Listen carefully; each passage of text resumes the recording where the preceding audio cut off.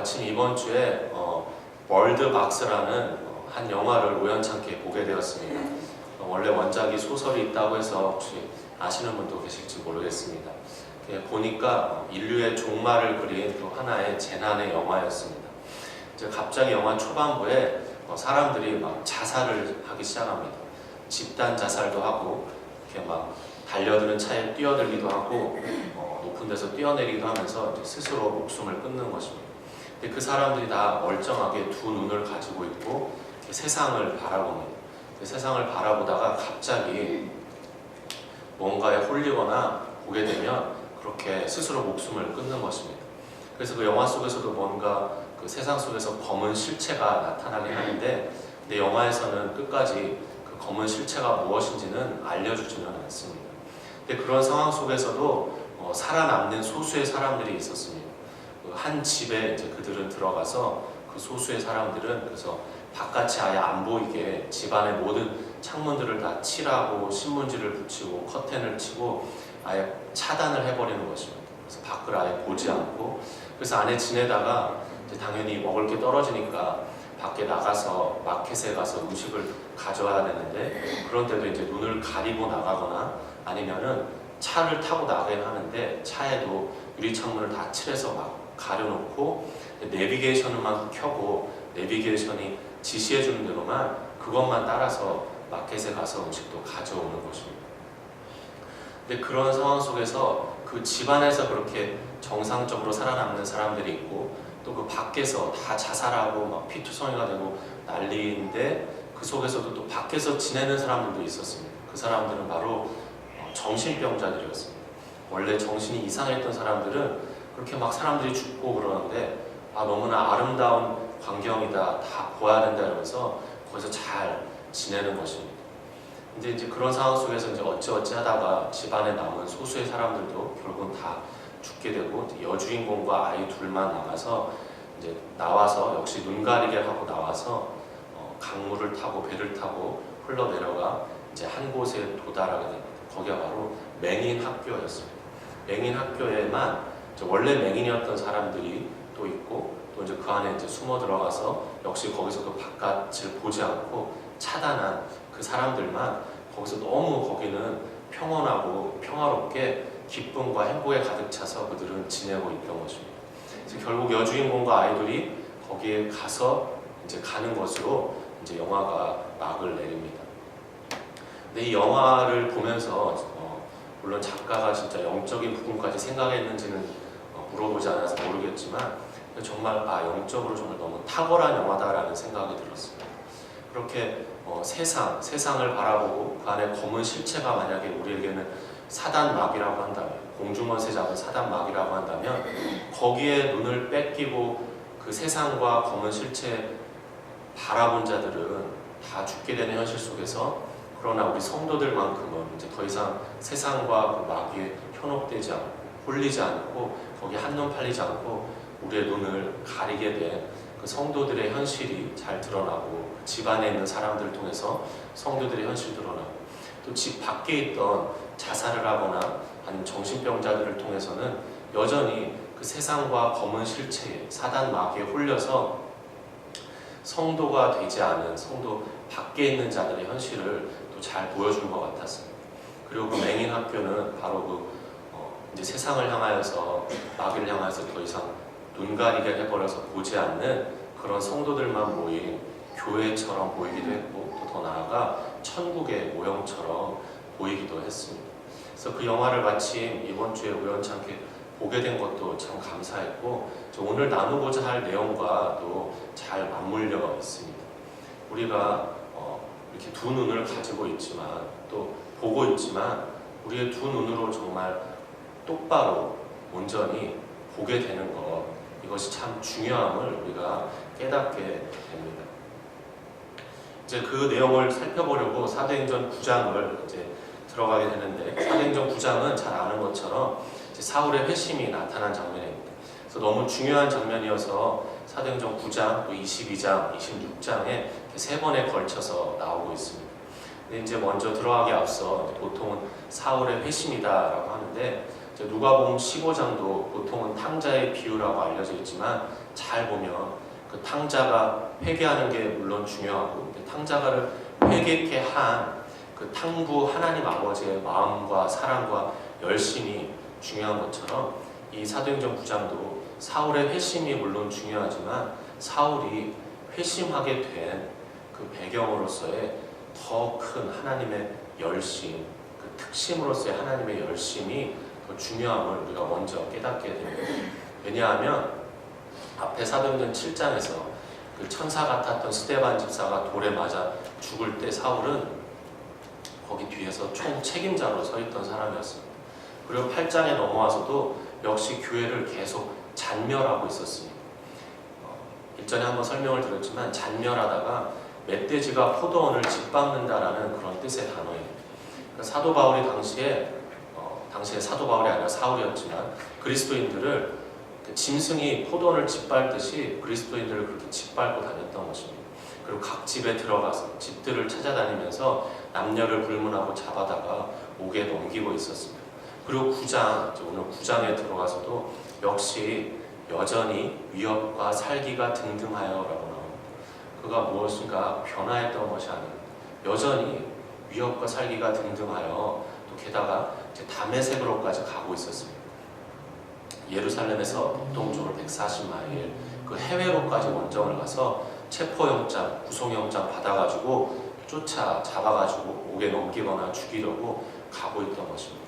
그것도 사람들 대동해서 또 정오의 날씨, 그러니까 그 팔레스타인 지방은 황량한 사막지대여서 정오에는 원래 좀 눈을 붙이거나 쉬어야 할 그런 시간인데 그때도 사울은 열심히 달리고 있던 것입니다. 그런 변함없이 그 길을 달리고 있던 사울에게 이제 주님이 나타나심을 우리가 볼 수 있다는 것입니다. 이렇게 그에게 근거나 조건이나 자격이나 공로가 하나도 없었습니다. 다만 하나님을 향한다고 굳게 믿었던 그런 잘못된 열심만이 가득했습니다. 그럼에도 하나님의 열심이, 더 큰 예수 그리스도의 열심이 이 사도 바울을 집어삼키며 덮친 것입니다. 열심히 그렇게 길을 가는데 이제 3절에서는 호련히 사울에게 하늘로부터 빛이 나타나 그를 둘러 비추었다라고 말합니다.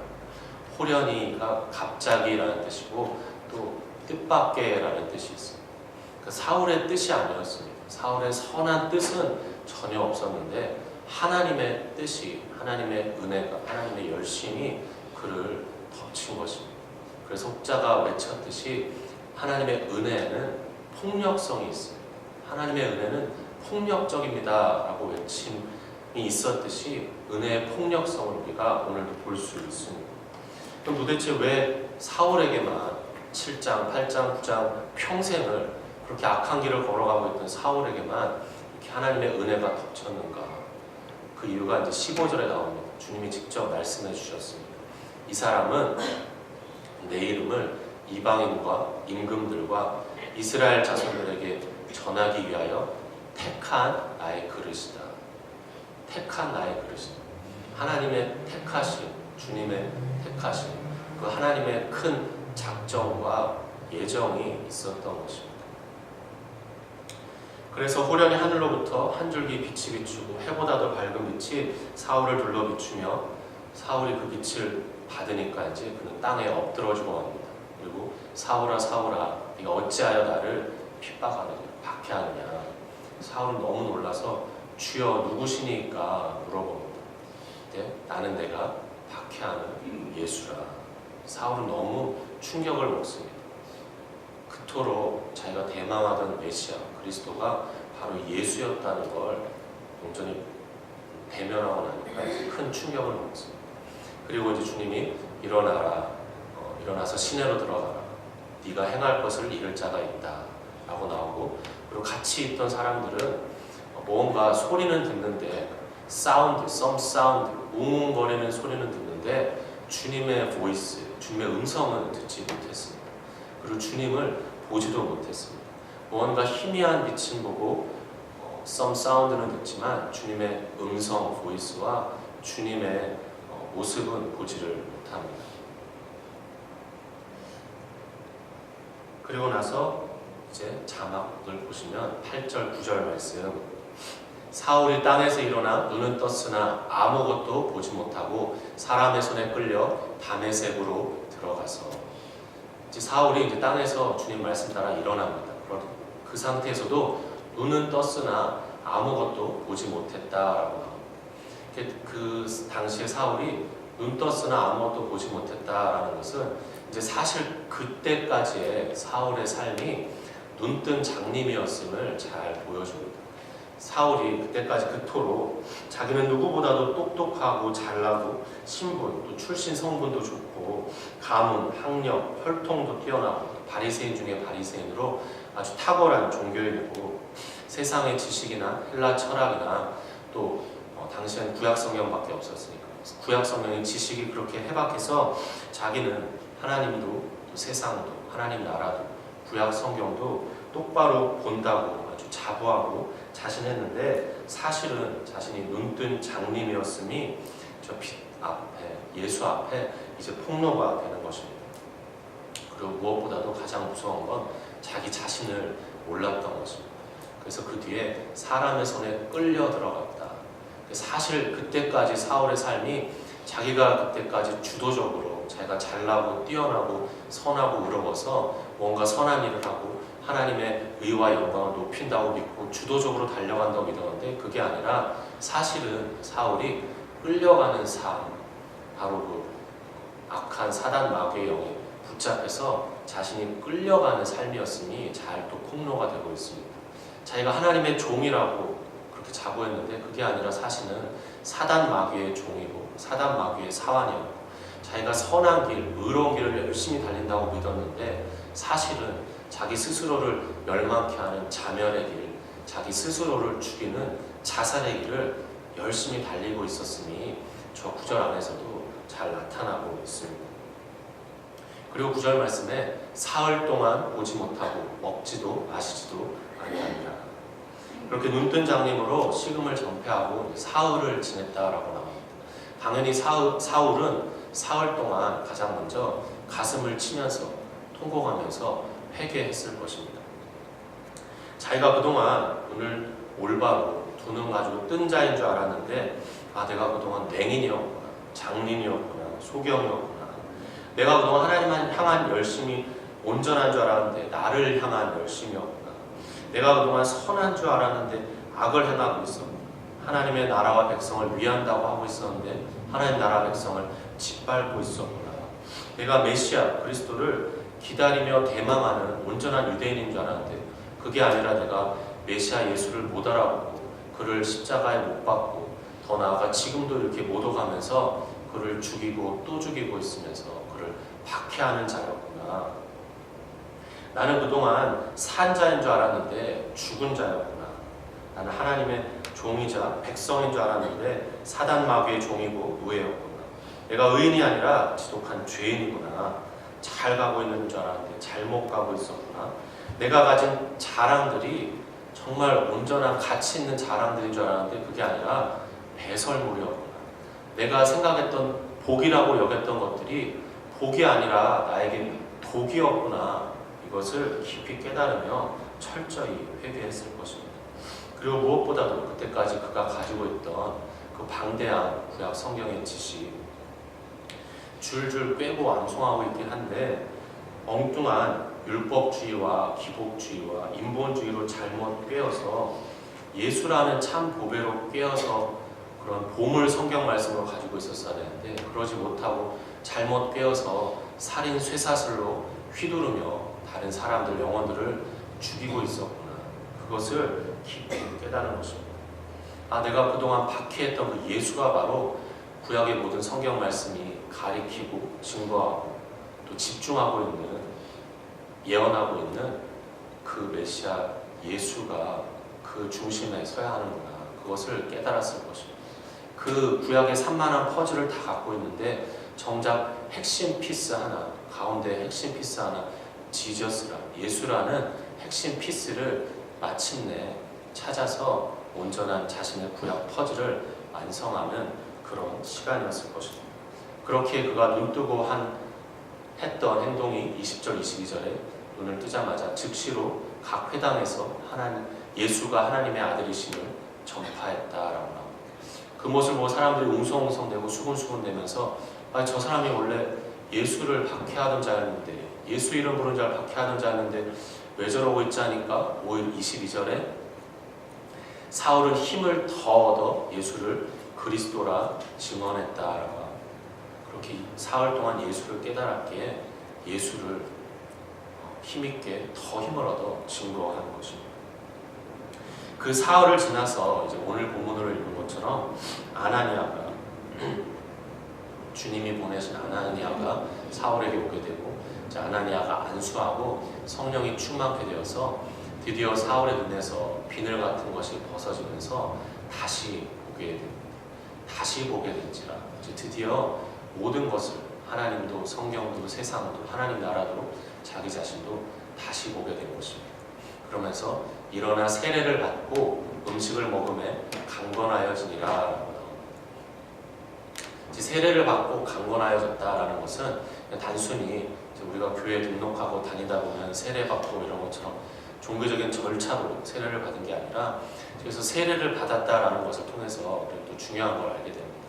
세례의 중요한 의미 중에 하나가 그 물에 푹 잠겼다 다시 올라오는 것처럼 우리가 내가 죽었다가 다시 살아난다는 그런 의미가 있습니다.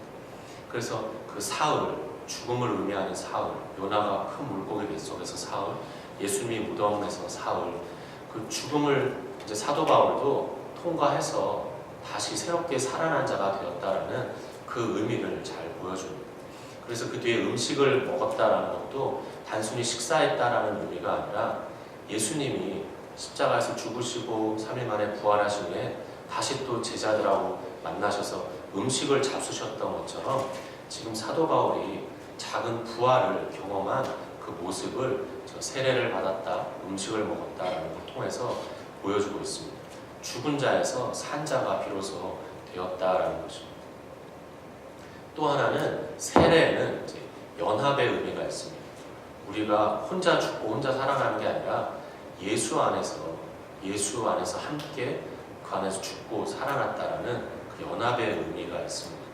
그래서 사도 바울도 갈라디아서 2장 20절에서 내가 그리스도와 함께 십자가에 못 박혔나니 그런즉 이제는 내가 산 것이 아니요 오직 내 안에 그리스도께서 사신 것이라. 이제 내가 육체 가운데 사는 것은 나를 사랑하사 나를 위하여 자기 목숨을 버리신 하나님의 아들을 믿는 믿음 안에서 사는 것이라. 이제 그 믿음 안에서, 예수 안에서 잘 연합되어 살고 있음을 고백했던 것처럼 그 십자가라는 것이 예수 혼자 딸랑 죽은 것이 아니라 우리 백성들을 끌어안고 그 안에서 함께 죽고 또 함께 부활하신 그 연합을 잘 보여주는 또 공표가 세례라는 것입니다. 그래서 사도 바울도 이제 예수 죽었다가 살아나서 주님과 마침내 연합된 현실을 잘 보여주고 있습니다. 그리고 그 사이에 우리가 읽은 것처럼 이렇게 그 눈의 비늘, 성령에 의해서 그 눈의 비늘이 벗겨지니까 이제 모든 걸 다 밝히 보고 자신도 밝히 보고 그렇게 죽은 자에서 산 자. 이전에는 예수 이름을 무시하고 멸시하고 짓밟고 모독하다가 예수 이름 부르는 자들을 결박하고 멸하려 하다가 이제는 오히려 자신이 예수 이름을 전하는 선포자로, 그 비방자요 박해자요 폭행자에서 전도자요 선포자로 완전히 새로운 삶을 살게 됩니다. 더 나아가서 이제는 주님 이름을 위하여서 그 이름 때문에 고난까지 받는 자가 됩니다. 그 평생을 요즘 말로 엄친아이고 금수저이고 앞날이 짱짱하고 이때까지도 성공하는 삶을 살았고 앞으로도 성공하는 삶만이 남아있었는데도 불구하고 이제 다 뒤로하고 주님의 이름을 위해 이제 고난받는 삶을 살고, 더 나아가 이제 자기가 죽이려 했다가 이제 자기가 죽임을 당하려고 하는 그런 위치에까지 떨어지며 결국에 또 순교당하는 그런 완전히 다른 삶을 살게 됩니다. 완전히 다른 존재가 되어버린 것입니다. 그래서 사도행전 13장부터 본격적인 활동을 할 때는 이름도 이제 바꿉니다. 사울에서 바울로 바꿉니다. 물론 이제 이름을 바꾼 것이 이제 히브리식 이름 사울에서 이제 세계 선교를 해야 되니까 로마식 이름으로 바울로 바꾼 것이다 라는 견해도 있지만 꼭 그것만은 아닐 것입니다. 사울 하면 유대인들은 다 알았습니다. 아, 그 큰 자, 겸손하고 잘났던 자, 그 왕이었던 자, 그런 뭔가 큰 성공과 야망을 꿈꾸며 이름을 붙여줬고 또 자기도 불렀던 그런 사울이라는 이름에서 이제 그런 큰 자라는 뜻이 아니라 작은 자를 뜻하는 바울로 바꾸고 존재가 바뀌어서 이제 주님 앞에서 새로운 삶을 살아갔던 것입니다. 하나님 앞에서 한없이 작은 자 바울, 하나님 앞에서 그저 택한 그릇으로, 작정된 그릇으로 살아갔던 바울, 그것을 너무 잘 깨달았던 바울이기에 또 그가 내가 약할 그때의 강함이라는 놀라운 고백도 하는 것입니다. 내가 하나님 앞에서 한없이 약해질 때 하나님의 강함이 비로소 이 나라는 연약한 그릇을 통해서 그 능력이 임해서 주님의 뜻과 나라가 성취됨을 온전히 깨달았던 바울이기에 더 나아가 내가 약할 그때의 강함이라 고백도 토해냈던 것입니다. 존재가 바뀐다라는 것은 이제 이렇게 비늘이 벗겨진다라는 것에서도 알 수 있고, 비늘 벗을 뿐만 아니라 또 다른 표현으로는 구약에서 이제 하나님 모세를 향해서는 신을 벗으라라고도 표현하십니다. 신을 벗어라. 이제는 모세의 정체성도 거기서 바뀌는 것입니다. 그때까지는 뭐 이집트 왕자로 살고 목동으로 살고 양치기로 살고 여러 가지 모양들로 살았지만 이제 더 이상 그게 아니라 신을 벗고 이제는 나의 종으로, 나의 사환으로, 이스라엘 백성의 지도자로, 그 구원자로 살아감을 이제 선포해 주시는 것입니다. 또 신을 벗는다뿐만 아니라 또 같은 의미에서 이제 우리가 옷을 벗는다라는 의미도 있습니다. 이사야서 64장 6절에 우리의 의는 다 더러운 옷 같아서라고 말합니다. 우리가 다 우리의 선행과 의로움과 뭔가 착함과 노력과 공로로 뭔가 깨끗한 옷을 입고 있는 것 같지만 전혀 아니라는 것입니다. 더러운 옷, 하나님 앞에서 때 묻은 누더기를 걸치고 있는 것입니다. 그래서 구원이 무엇입니까? 우리의 신분이 바뀌고 우리의 존재가 바뀌는 것이 무엇입니까?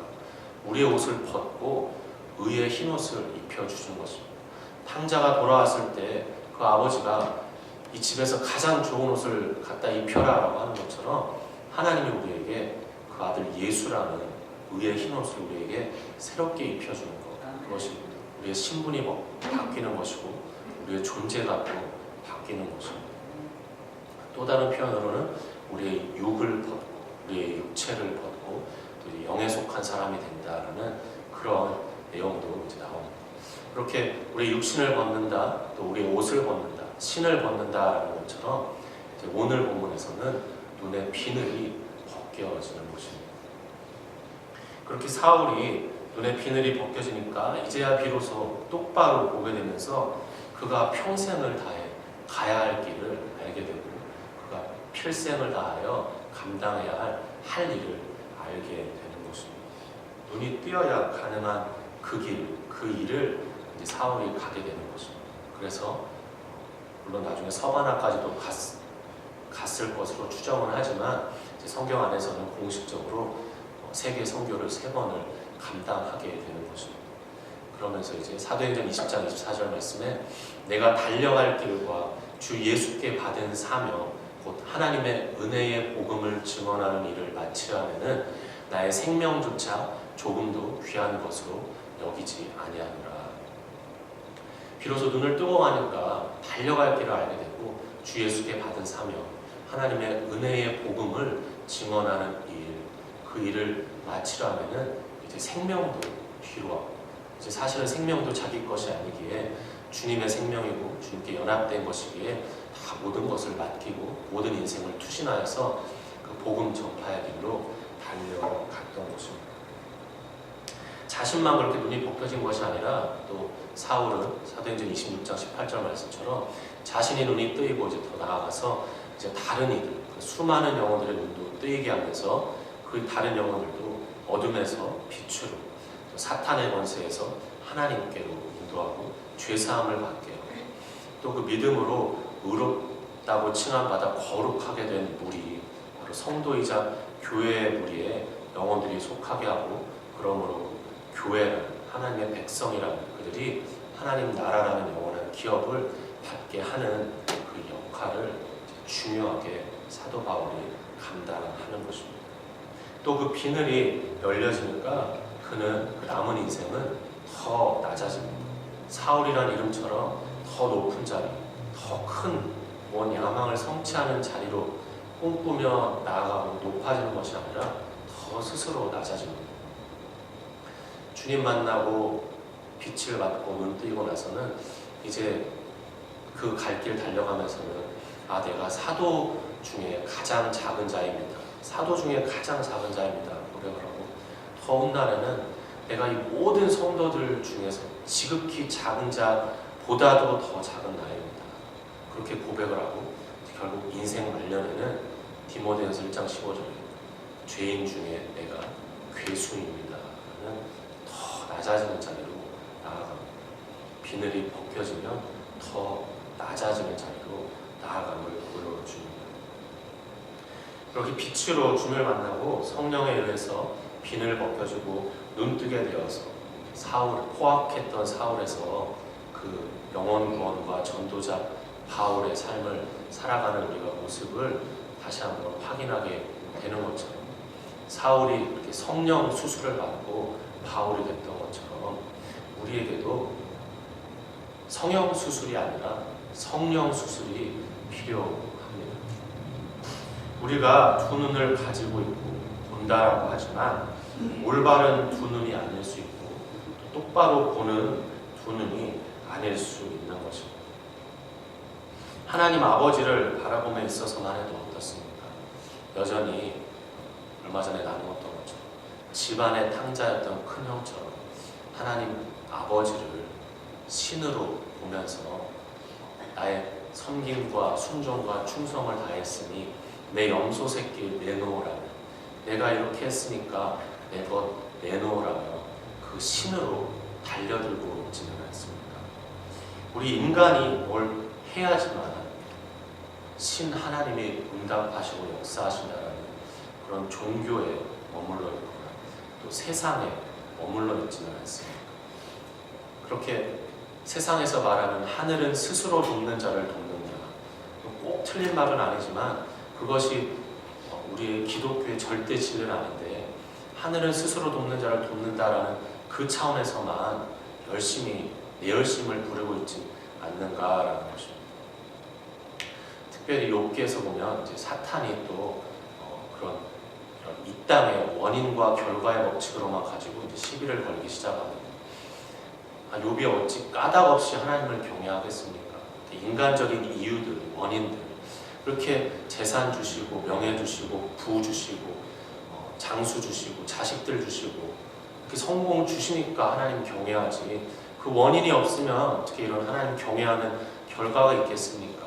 사탄도 그걸로 시비를 걸고 또 심지어 욥이 그렇게 재산 잃고 자식 잃고 아내한테 욕 듣고 온몸에 악창이 나고 모든 것을 잃은 절망과 죽음의 상태에서 제 가운데 앉아 기왓장으로 긁고 있는데 욥을 찾아갔던 욥의 친구들도 변함없이 그 세상 안에서만 갇혀서 종교에만 갇혀서 인과응보의 사상으로만 욥을 더 힘들게 하고 더 짓누르고 짓밟았던 그 차원에나 우리도 갇혀 있으면서 하나님을 아버지라 잘못 부르고 있지 않는가라는 것입니다.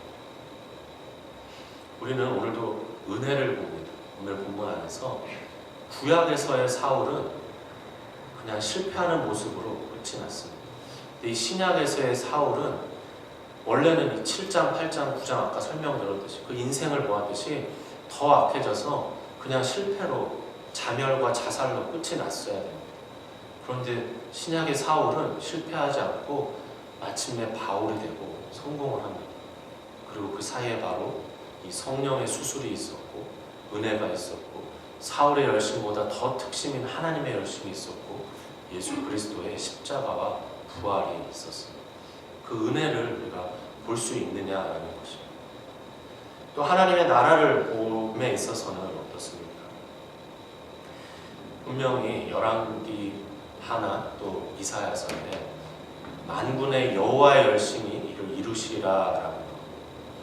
그러나 그 많은 대표적으로 이스라엘 백성들 유대인들은 너무 큰 착각을 했습니다. 이 바울도 그렇고 유대인들도 그렇고 자신들의 열심으로 하나님의 나라가 임하고 이루어질 것으로 큰 착각을 했습니다.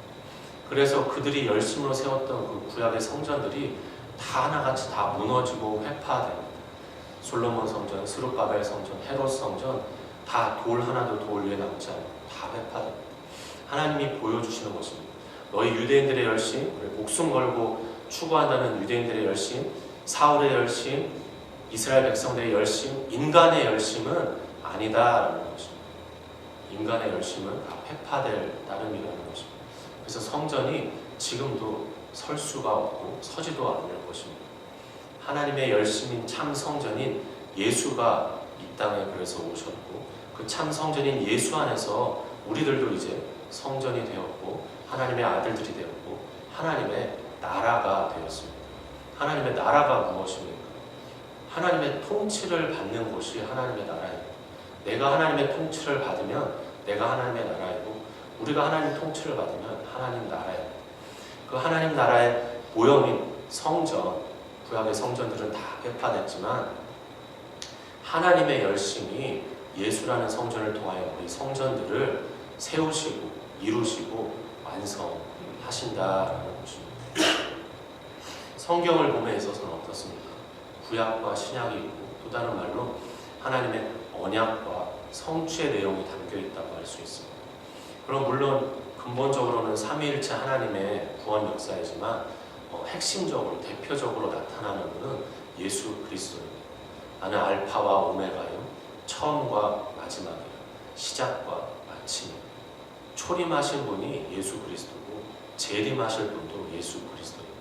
그래서 사울이 놓치고 있었듯이 그 귀한 보배를 놓치고 있었고 마지막 한 피스를 놓치고 있었듯이 우리도 성경을 보면서 예수라는 보배로 꿰을 수 있어야 합니다.